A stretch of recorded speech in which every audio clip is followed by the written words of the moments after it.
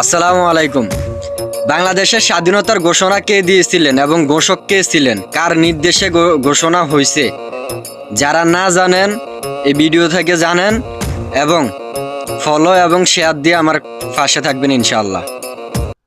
এই আমার জীবনের শেষ, তাই আমি টেলিফোন করে আমি খবর দিলাম আমার বিডিআর হেডকোয়ার্টারে চট্টগ্রাম, আজ থেকে বাংলাদেশ স্বাধীন।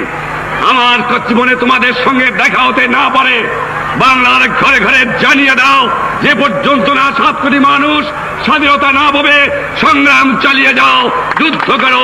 বঙ্গবন্ধুর পক্ষে ভাষণটি প্রথমে চট্টগ্রাম আওয়ামী লীগ নেতা এম এ হান্নান ঘোষণা করেন, কিন্তু ভাষণটি প্রচারের দায়িত্বে থাকা বেতার কর্মীদের অনুরোধে বাঙালি সেনা কর্মকর্তা মেজর জিয়াউর রহমান বঙ্গবন্ধুর পক্ষে 27 মার্চ স্বাধীনতার ঘোষণা করেন।